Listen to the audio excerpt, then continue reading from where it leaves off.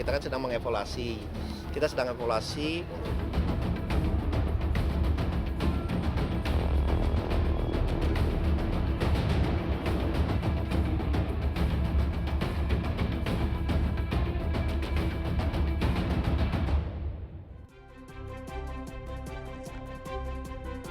Selamat malam, selamat datang di Ekonomi with me Ruli Kurniawan. Dan selain bimbang duduk perkara utang WUS siapa yang harus tanggung jawab di Ekonomi malam hari ini, kita juga akan membahas harga emas yang terus meroket, di mana Menteri Bahlil pun terus mengkaji skema baru pasokan emas karena pasokan dalam negeri yang kurang maksimal. Kita juga akan membahas elaborasi isu yang lagi hype terkait dengan skema menghapus tunggakan iuran BPJS Kesehatan dengan total lebih dari 7 triliun rupiah. Sebuah bantuan sosial atau justru bebas fiskal. Dan untuk membahas semuanya, saya akan ditemani oleh Direktur Ekonomi Digital Chelios Nailul Huda. Silakan Bang.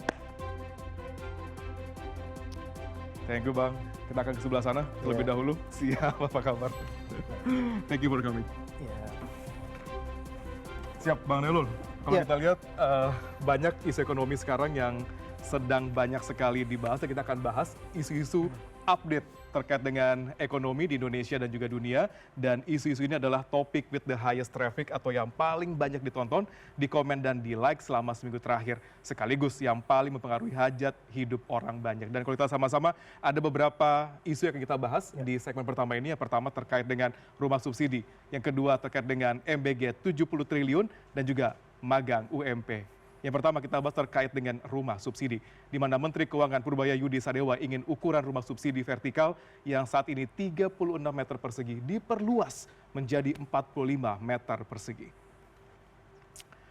Menteri Purbaya berharap dapat mempercepat pengadaan program tersebut, dan nantinya rumah subsidi ini rencananya bukan untuk masyarakat berpenghasilan rendah, melainkan masyarakat berpenghasilan tanggung.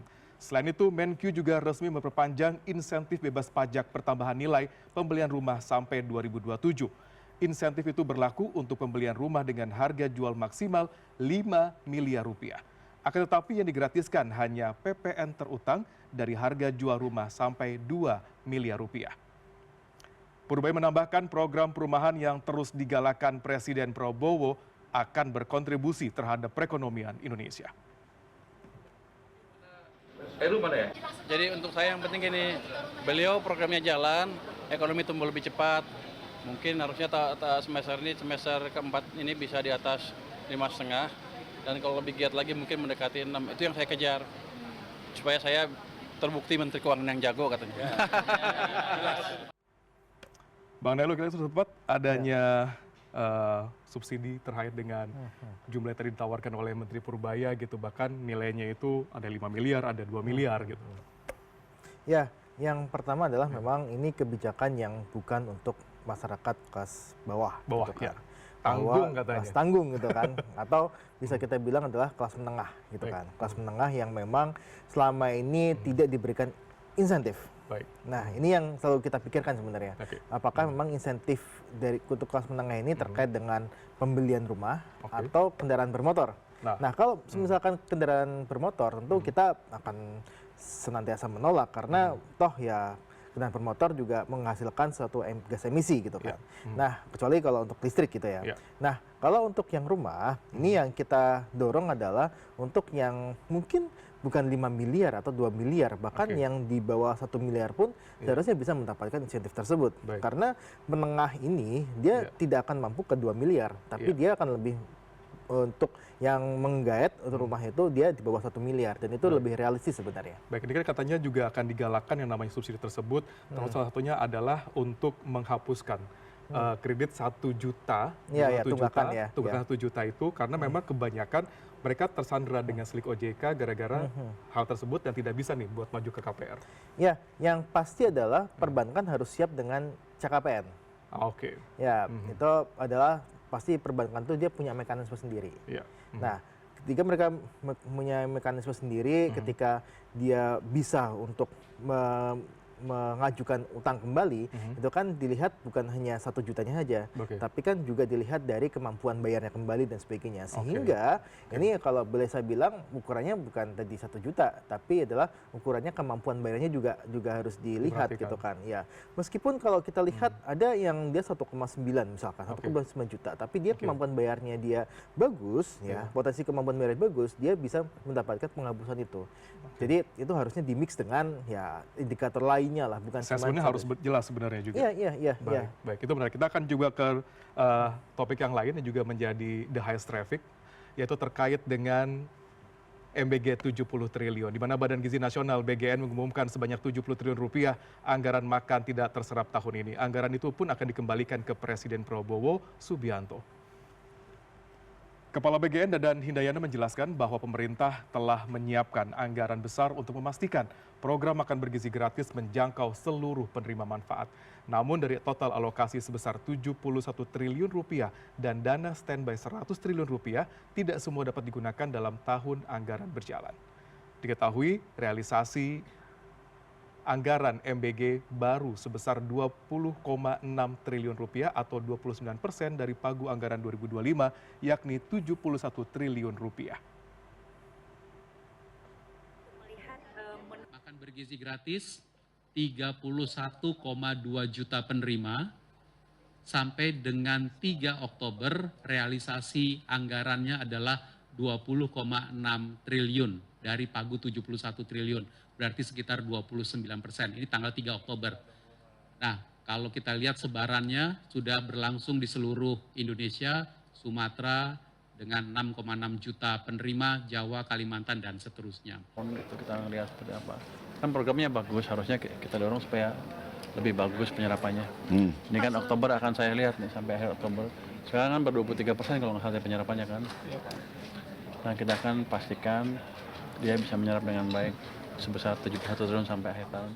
Ya, menarik ada dana standby 100 triliun tersebut. Ya, kita juga baru dengar sudah ada dana standby 100 triliun gitu di tengah gonjang-ganjingnya MBG saat ini gitu.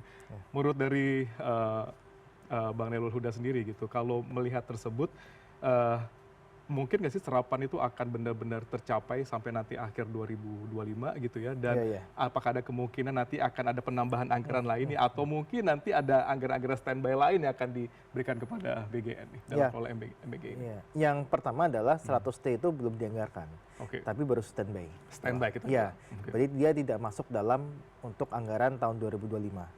Nah, yang kedua adalah tidak usah kita bicara 100T-nya dulu, tapi 71T apakah bisa terserap optimal atau tidak. Karena kalau kita lihat dari penyerapan anggaran yang tahun 2025 itu hanya sekitar 30%, kurang dari 30%. Ya, 30% kan. Nah, makanya Pak Dadan, Kepala BGN, itu harusnya fokusnya bukan ke 100T-nya. Tapi fokusnya adalah ke 71T-nya. Nah, secara maksimal di situ. Nah, kalau kita melihat realisasi sampai sekarang, kemudian masalah yang terjadi di lapangan dan sebagainya, saya rasa sulit bagi BGN untuk bisa menyerap hingga 100% dari 71T. Ya, bukan dari 100T-nya ya, tapi 71T-nya itu sangat sulit. Karena kalau kita lihat ya perlambatan penyerapan terjadi, kemudian kalau kita lihat banyak masalah di lapangan dan sebagainya, yang saya rasa untuk mencapai 50T aja itu butuh effort yang besar ya kan. Tapi kalau bicara sampai 71T itu akan, kalau boleh saya bilang ya, itu akan sulit dicapai. Gitu. Tapi 50T itu bisa dicapai tapi dengan effort yang besar. Baik, evaluasi terus dilakukan oleh tim dari BGN terkait dengan bagaimana kinerja di lapangan MBG ini. Mudah-mudahan harapannya bisa terserap karena bagaimanapun banyak mendapatkan effort dari sini, juga mendapatkan bantuan di sini, tapi hati-hati juga karena banyak juga yang keracunan sampai ini. Dan kita masih ngomong terkait dengan program prioritas pemerintah, ini terkait dengan Menteri Koordinator Bidang Perekonomian Erlangga Hartarto yang mengatakan pendaftaran magang bergaji upah minimum provinsi sudah lebih dari 200.000 orang. Minat besar masyarakat ini direspon oleh 1.600 perusahaan yang telah bergabung dalam program tersebut sebagai pihak penyedia lapangan magang. Padahal pemerintah hanya membuka kuota 20.000 peserta untuk tahap pertama program ini. Program magang bergaji UMP ditujukan bagi lulusan baru atau fresh graduate yang belum bekerja maksimal 1 tahun setelah lulus. Menurut Erlangga, inisiatif ini merupakan bagian dari stimulus ekonomi 8+4+5 yang diluncurkan pemerintah pada 15 September lalu. Adapun peluncuran resmi program dijadwalkan berlangsung pada 20 Oktober 2025.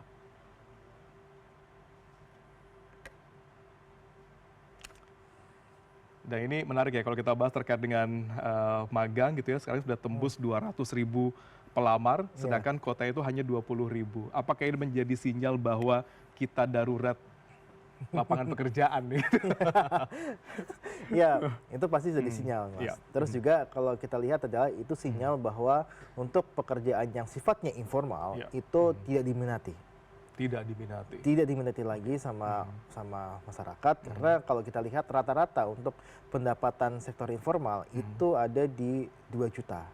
Kemudian kalau kita lihat ya ada yang di bawah tentunya.